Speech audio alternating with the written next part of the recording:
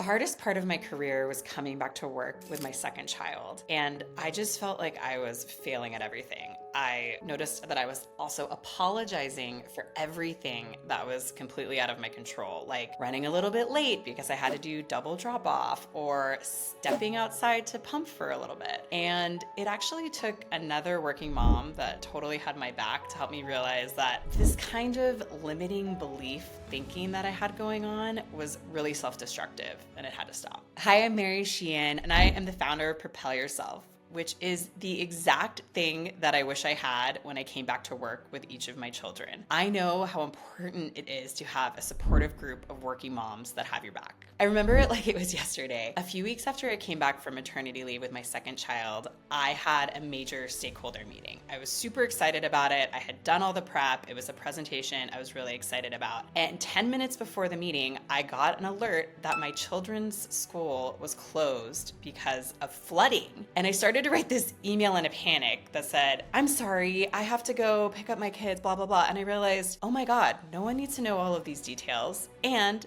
why am I even apologizing for a force of nature that is completely out of my control? So I restarted the email, said, thank you for your patience. I will be rescheduling this. More information to come. And you know what? No one cared. No one questioned it. The meeting was a success, and I was able to pick up my kids from this literal force of Mother Nature that I could not have anticipated. And it really shifted something in my mind to help me realize I do not need to be apologizing for things that are completely out of my control. So I actually see this a lot, and I was super surprised to see it at dinner recently with a friend who is a high-powered lawyer. The waiter brought her the wrong meal, and she apologized about 5 times to have the meal returned. I remember turning to her and saying, you don't have to apologize, just say thank you, and they can bring you something new. So I know that this happens in every facet of our life, but I was particularly surprised to see this from someone that I feel in every other aspect of life is so confident, and it was just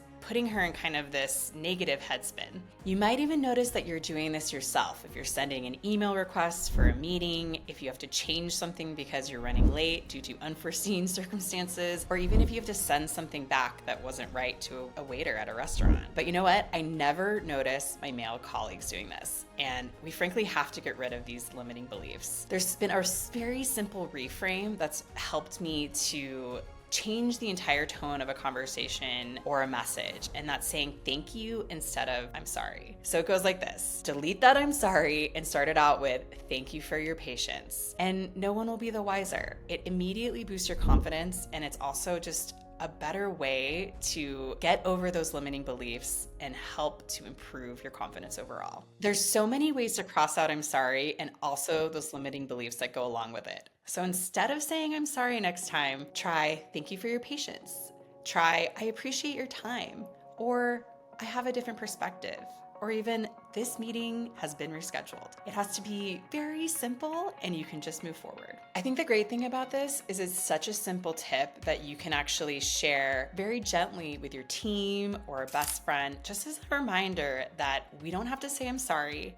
We can squash those limiting beliefs and we can lift the confidence of women in the workplace everywhere. I write a newsletter for working moms every week, and this topic was the most talked about and the most shared. So if this sounds like something you'd be interested in, please subscribe. It's called Propel Yourself on Substack, and I'd love to have you as part of the community.